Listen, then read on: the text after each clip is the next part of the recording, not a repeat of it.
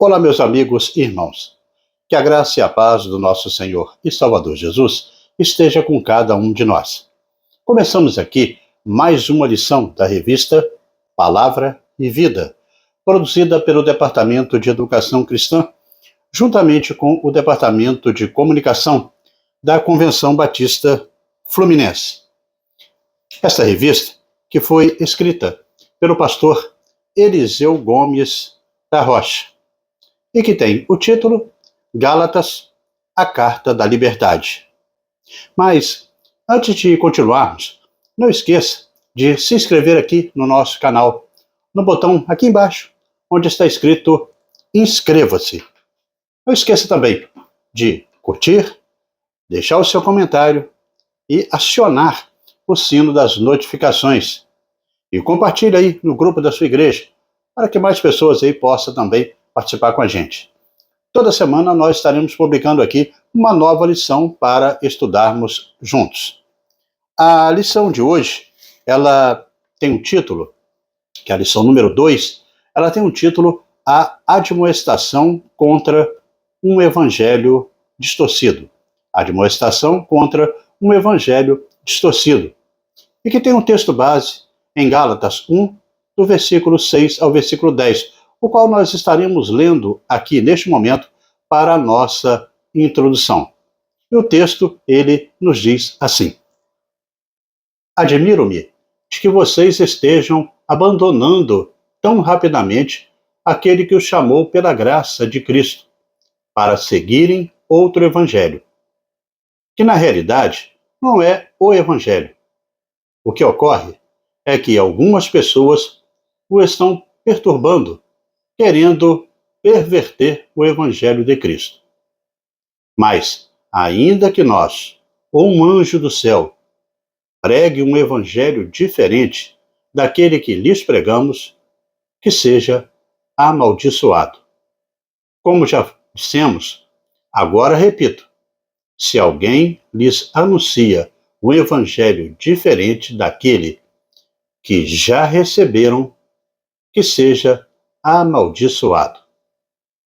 Acaso busco eu agora a aprovação dos homens, ou a de Deus?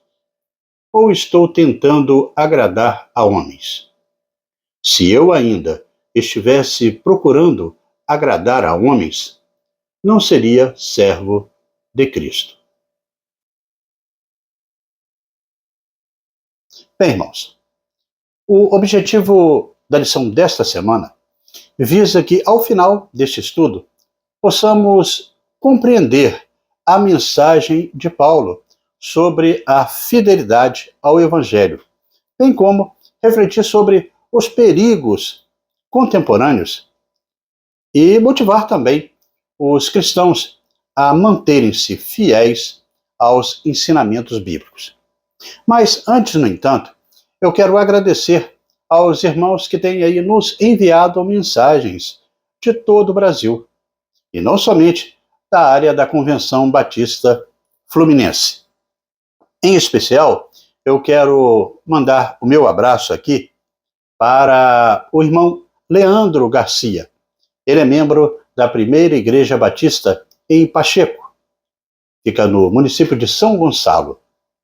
Um abraço também para a Sidneia Aires. Ela é da Igreja Batista de Veracruz, em Campos dos Goitacazes. Meus cumprimentos agora vai para Aías Santana Alves, da Primeira Igreja Batista de Araruama. Vai aqui também o meu abraço para o pastor Assis Borges Xavier, daquela querida igreja. Um abraço também para Rosemar Graça, que é da Primeira Igreja Batista, no Tingui, fica em Campo Grande, no Rio de Janeiro. Um abraço para Lúcia Anchite, ela é da Igreja Batista de Barra do Piraí, que é pastoreada pelo pastor Eusébio Pereira. Meus cumprimentos para a Marilza Fagundes, ela é da Igreja Batista Jardim do Senhor. Um grande abraço também para o pastor Aldemir Fagundes, para o Oswaldo Etelvino, para Débora Schott e Ari Soares Alves, eles que também têm aí nos acompanhado aqui pelo nosso canal. Quando você enviar aí o seu recado, não esqueça de colocar de onde você é e qual a igreja que pertence. Bem, irmãos, quanto à lição desta semana, o apóstolo Paulo, ele expressa neste momento a sua preocupação com a rápida mudança de fé entre os Gálatas, inclusive alertando-os sobre a influência de ensinamentos distorcidos. O substantivo feminino admoestação, que traz aí o título da nossa lição, nos aponta para uma reprimenda que o apóstolo Paulo faz sobre a incorreção e também a inconveniência doutrinária do comportamento daquelas igrejas ali da Galácia. O apóstolo, com isso, ele faz uma advertência, uma repreensão de forma benévola, como um conselho àqueles irmãos. O objetivo principal do apóstolo Paulo com isso era manter a verdadeira doutrina cristã, resistindo aos desvios que comprometiam a pureza da fé. Em um mundo cheio de diferentes interpretações políticas, econômicas, ideológicas, a fidelidade à palavra de Deus é fundamental. Durante essa lição, nós vamos, juntamente com os irmãos, explorar os ensinamentos de Paulo, destacando a necessidade de discernimento espiritual e também firmeza na fé. Sua visão de não agradar a homens, mas servir como escravo de Cristo, demonstra aí a sua total fidelidade às Escrituras Sagradas. Que este estudo aí nos conduza a uma compreensão mais profunda da importância de permanecer inabalável diante da influência que distorcem a verdade divina com relação à doutrina bíblica. Vamos mergulhar juntos na riqueza destes versículos, buscando sabedoria e discernimento para aplicar os seus princípios em nossa jornada de fé. E desta maneira chegamos ao primeiro tópico da nossa lição, e que traz o título Contra as distorções doutrinárias. Contra as distorções doutrinárias. Está lá em Gálatas, no capítulo 1, do versículo 6 e também o versículo 7. Deste tópico inicial, nós estaremos estudando e também focalizando a brilhante defesa do apóstolo Paulo pela pureza do Evangelho de Cristo.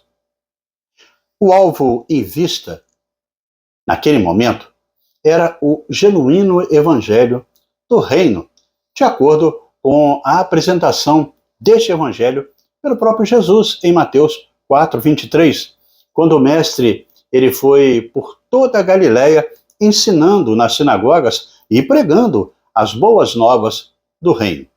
Em Mateus 24:14, Jesus ele também destacou que o seu evangelho, o evangelho do reino, seria pregado em todo o mundo, como testemunho a todas as nações.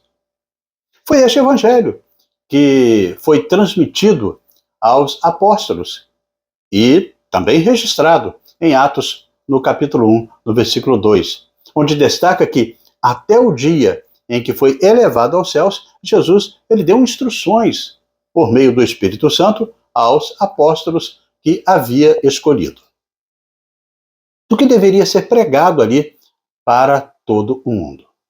Na segunda carta de Pedro, no capítulo 3, no versículo 2, o apóstolo registra que as palavras proferidas no passado pelos profetas e a ordem de Jesus era que os apóstolos ensinassem sobre o evangelho da salvação.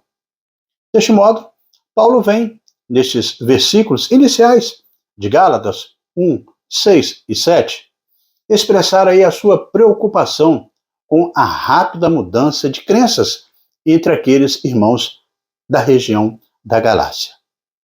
A questão-chave aqui é a advertência contra distorções doutrinárias e a importância de manter uma base sólida na fé. A perplexidade de Paulo foi causada pela distorção, inclusive intencional, do Evangelho de Cristo, que ocorria naquela região por influência dos judaizantes. Eles questionavam o ensinamento apostólico sobre a graça e aliciavam os cristãos a obedecerem à lei de Moisés. A salvação é pela fé ou por obras? É pela graça ou pela lei? Era pela justiça de Deus ou justiça por meios próprios? Essas são questões cruciais, pois envolve aí o princípio bíblico doutrinário da salvação. Essa era a preocupação do apóstolo Paulo. Da mesma forma, em nossas vidas, nós devemos estar atentos às influências que podem levar a nos afastar da verdade que é fundamental à palavra de Deus. No verso de número 6, o apóstolo ele exclama: admiro-me do que vocês estejam abandonando tão rapidamente aí aquele que os chamou pela graça de Cristo para seguirem outro evangelho. Admiram-me. No grego, a palavra dá um significado de maravilhar-se, de admirar-se e também de se espantar. Demonstra o sentimento do apóstolo Paulo diante daquela mudança repentina e a facilidade com que o legalismo estava entrando naquela igreja. Apanharam o apóstolo completamente de surpresa diante das exigências feitas pelos mestres judeus dentro da igreja da Galácia, em relação a uma coisa como a circuncisão, a comer carne de porco e também guardar o sábado. Os cristãos da Galácia enfrentaram aí um dilema: viver a liberdade cristã na esfera da graça ou consentir com o domínio escravizador da lei. Estava aí substituindo a graça da salvação pelos esforços dos rituais da lei. Para muitos, a salvação apenas pela fé surgia como uma graça barata, sem nenhum esforço, através de um arrependimento e fé. Para Paulo, essas igrejas estavam se desviando do evangelho e as tornando como se fossem sinagogas judaicas. O problema parece recorrente no Novo Testamento, pois a oposição judaizante ao apóstolo Paulo foi intensa e também incansável. Também outras igrejas. Paulo, ele vai enfatizar que somente a fé era suficiente para a remissão e salvação em Cristo Jesus. Todas as vezes que uma igreja era fundada, os judaizantes eles procuravam desqualificar primeiramente o trabalho de Paulo, afirmando que ele não era um discípulo autêntico e que a sua mensagem buscava apenas recursos financeiros. É o que aprendemos na lição passada, a primeira lição deste trimestre. Paulo chama isso de perturbação. Não seria um outro evangelho, ou um evangelho adaptado, mas sim um falso evangelho. A reação paulina não deixou por menos. O seu argumento mostra-se direto e incisivo. Não se pode denominar evangelho uma mensagem de salvação que não provenha do ato gracioso de Deus. Está lá em Gálatas 1:7. Segundo Paulo, na realidade, não é o evangelho. O que ocorre é algumas pessoas que estavam perturbando, querendo perverter o evangelho de Cristo. A subversão, que é uma ação dirigida a perturbar e a destruir a ordem estabelecida utilizando meios violentos, e deve ser considerada um crime enorme, mais terrível que mesmo a corrupção. Todo falso ensino, toda divisão, perturbação deve ser condenado e também combatido. Em tempo de globalização, de informação, de aculturação, precisamos nos manter sempre atentos e também vigilantes quanto ao princípio do Evangelho de Cristo. Nestes últimos tempos, nós temos visto e também ouvido coisas que se apresenta vestido ou demonstra ser um evangelho da salvação. Porém, em sua totalidade, é bem distinto do que Cristo e os apóstolos ensinaram. Não podemos permitir adaptações, mudanças ou qualquer outro evangelho que não seja de arrependimento, de fé e mudança de vida. Essas falsas representações do evangelho dão pouco ou nenhum valor à origem do evangelho. E dessa forma, irmãos, chegamos ao segundo tópico da nossa lição, que traz o título Autoridade Inquestionável do Evangelho. Autoridade inquestionável do Evangelho. Está em Gálatas, no capítulo 1, do versículo 8 ao versículo 9. Neste tópico, nós veremos que o apóstolo Paulo, ele não está para brincadeira. E se tratando de pureza e exatidão do Evangelho, Paulo ele ensina que não existe a menor possibilidade de negociação quanto a isso. Nesse sentido, Paulo ele destaca a seriedade das mensagens do Evangelho, enfatizando que qualquer distorção merece uma condenação. E olha, esse ponto destaca a necessidade de reconhecer e aceitar a autoridade inquestionável da palavra de Deus em nossas vidas. Devemos buscar verdadeiramente a compreensão nas Escrituras Sagradas e resistir a qualquer ensino que se desvie da mensagem central do Evangelho. A essência do Evangelho de Cristo compreende a proclamação do amor de Deus pelos pecadores, como registra Romanos no capítulo 5, no versículo 8, onde destaca que Deus ele demonstra o seu amor por nós. Cristo, ele morreu em nosso favor quando ainda éramos pecadores. Deus se deu por nós para oferecer gratuitamente a salvação.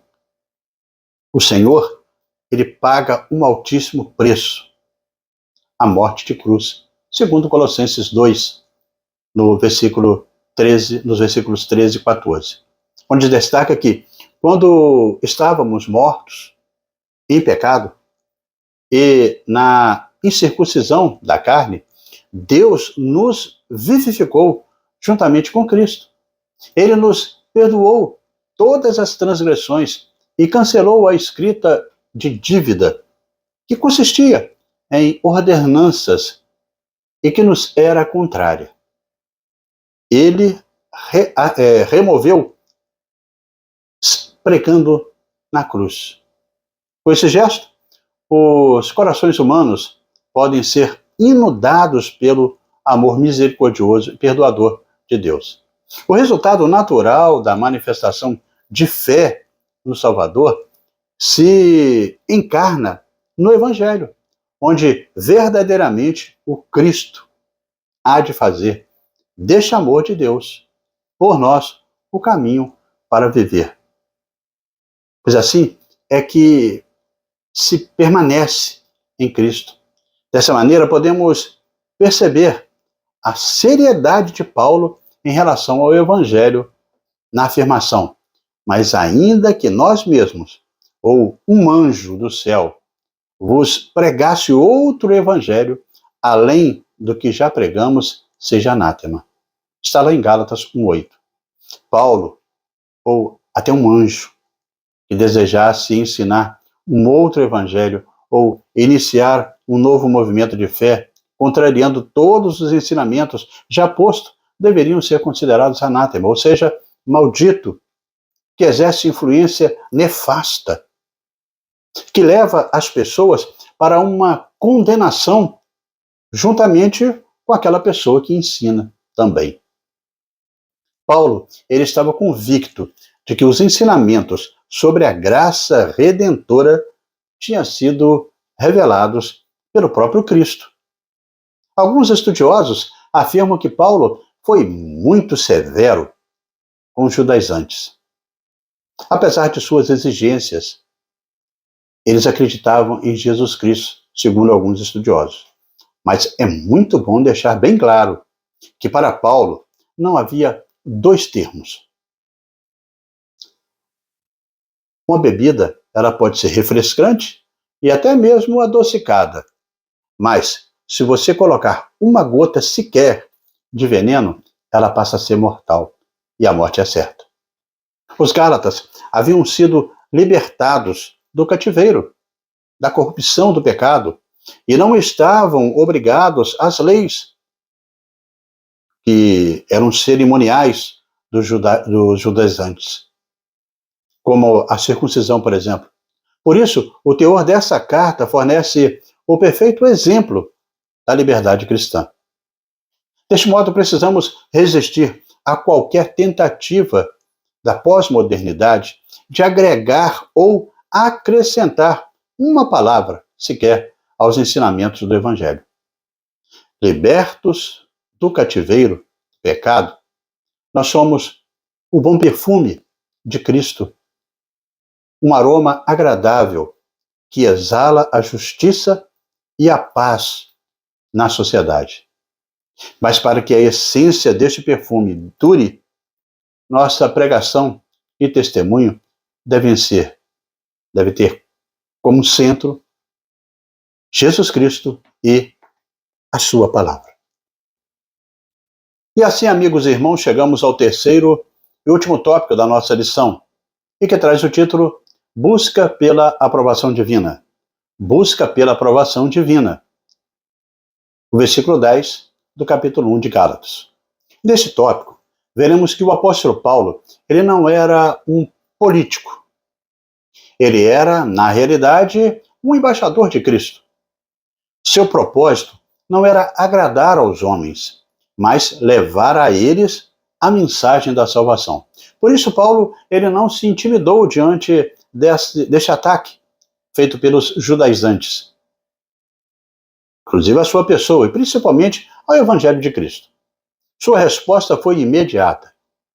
Em primeiro lugar, Paulo não negociou a verdade para procurar o favor dos homens. Inclusive ele diz, procuro eu agora o favor dos homens? Este termo apresenta a ideia de que Paulo ele estivesse facilitando a entrada de novos convertidos ao cristianismo, condenando aí a circuncisão e as observações da lei. Para muitos, Paulo estaria até agradando o povo com essa atitude, procurar favor, ou um entendimento do seu contexto para conciliar. Mas a ideia é de que parece que Paulo ele afrouxa, mas não é bem assim. Ele não afrouxou na doutrina para facilitar o crescimento da igreja. Paulo, na realidade, não fazia do seu ministério uma plataforma de relações públicas. Se não fosse pelo fato de estar completamente comprometido com Cristo, como seu servo, ou seja, como seu escravo, a ideia de que Paulo era motivado por interesses egoístas poderia ser facilmente contestada ao olharmos para as suas experiências, a sua prática, sua dedicação ao serviço a Cristo. Inclusive que expressa pela palavra grega doulos, ou seja, escravo, que implica uma forma de sujeição que torna completamente absurda qualquer noção de busca por popularidade. Ele era um arauto e não um bajulador. Jamais ele transigiu com a verdade para agradar a homens e jamais também vendeu a sua consciência para oferir alguma vantagem pessoal. Na segunda carta aos Coríntios, no capítulo 2, no versículo 17, ele inclusive declara: ao contrário de muitos, não negociamos a palavra de Deus visando lucro. Antes, em Cristo falamos diante de Deus com sinceridade, como homens enviados por Deus. Paulo, ele era um apóstolo e não um apóstata. Paulo, ele utiliza essa mesma descrição ao se autodenominar na saudação da Epístola aos Romanos, o escravo de Cristo. Mediante o uso do vocábulo, nós podemos perceber o quanto Paulo estava comprometido em agradar a Cristo e não a homens. O escravo não possuía vontade própria. A qualquer capricho do seu senhor, ele poderia ser morto ou castigado. Ele prestava lealdade a Jesus Cristo, aquele que o comissionou lá no caminho de Damasco. Nenhuma atitude, ensino ou prática religiosa deveria contrariar os ensinamentos do Mestre. Paulo tinha plena consciência de que quem estava servindo. Quem é servo de Cristo não busca holofotes. Quem é servo de Cristo não depende de elogios, nem se desencoraja com algumas críticas. Quem é servo de Cristo não está atrás de sucesso, nem de glórias humanas. Quem é servo de Cristo não muda a mensagem para atrair os ouvintes, para agradar ou, às vezes, agredir ninguém. O púlpito do servo de Cristo deve ser submetido à autoridade de Cristo e não dos homens. Isto Paulo ensinou. O propósito do ministério de Paulo não era agradar aos homens, mas servir a Cristo. Qualquer pessoa que busque influência, riqueza ou tentativa de agradar, ou mesmo prejudicar homens, especialmente no meio do corpo de Cristo, é totalmente contrário ao que se espera de um servo de Deus. Paulo, ele poderia usar a sua própria experiência e testemunho de que a sua pregação provocava total perseguição, tanto de gentios como do seu próprio povo. Isso já seria uma prova de que não procurava agradar a homens, mas sim a Deus, cumprindo até mesmo os ensinamentos conforme ele recebeu em seu chamado no caminho de Damasco. As mudanças no tempo, inclusive nos tempos atuais, estão pressionando, de certa forma, direta e indiretamente, a doutrina e os ensinos cristãos. Muitos ministérios atuais, com objetivos de não criar confronto dentro das instituições religiosas, motivados pelo medo de divisões, guerras internas ou até mesmo perdas de membro, negociam a verdade do Evangelho com práticas e atitudes que anulam o verdadeiro Evangelho, permitindo pregações voltadas apenas para a saúde, para o sucesso financeiro e felicidade. Exatamente o que as pessoas às vezes estão entrando para as igrejas para ouvir. Mas isso não é o Evangelho que Paulo estava falando. E neste caminhar, irmãos, chegamos à conclusão desta segunda lição deste terceiro trimestre da revista Palavra e Vida. A Associação Internacional de Fragrância, ela estabelece 4 categorias para os perfumes com base aí na concentração de suas essências. A fragrância menos acentuada é a água de colônia, de 3 a 5% de essência, que tem a duração mais ou menos de 6 horas. A mais forte é o extrato do perfume, de 15 a 40%, com duração máxima de 24 horas. Assim, nós aprendemos que a essência diz respeito à duração e intensidade. O modo como viveram e morreram os apóstolos nos primeiros 100 anos do cristianismo revela o seu apego à essência do Evangelho. Eles exalavam o bom perfume de Cristo, como referendo aí 2 Coríntios 2,15. Porque para Deus somos o aroma de Cristo entre os que estão sendo salvos e os que estão perecendo. Ao referirmos sobre a lição de número 2, a admoestação contra o evangelho distorcido, percebemos a importância de permanecermos fiéis à vontade do evangelho. Qual tem sido a duração do bom perfume de Cristo em nós? Até que ponto nós pretendemos ir para levar adiante a mensagem do Evangelho de Jesus? O apóstolo Paulo, ele destaca a seriedade de manter a mensagem original de Cristo diante da rápida propagação de doutrinas distorcidas entre os Gálatas. Assim como naquela época, nós somos desafiados a discernir e manter a integridade de nossa fé cristã em meio às influências divergentes da verdade de Cristo. A conclusão deste versículo nos incentiva a buscar um conhecimento profundo da palavra de Deus, evitando caminhos que contradigam a verdade revelada. Em um mundo repleto de ideologias, filosofias, inclusive diversas, é crucial permanecermos ancorados às Escrituras Sagradas, evitando comprometer a essência da mensagem de Jesus Cristo. Paulo, ele não hesita em apontar aqueles que desejavam destruir a liberdade de Cristo. E Cristo mesmo tornou aí possível aos cristãos da galáxia.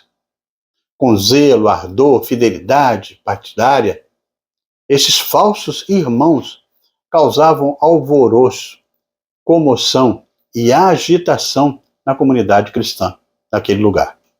Eram perigosos, pois a existência da igreja, porque eles precisavam ser impedidos. A fidelidade ao Evangelho preserva a nossa fé e nos capacita a propagar a verdade para a glória de Deus. Que possamos discernir, defender e viver a verdade de Cristo. Assim como o apóstolo Paulo, um escravo de Cristo em meio aos desafios contemporâneos. Todo e qualquer indivíduo, sem exceção, em qualquer lugar e em qualquer tempo que distorcer o Evangelho, está debaixo da maldição.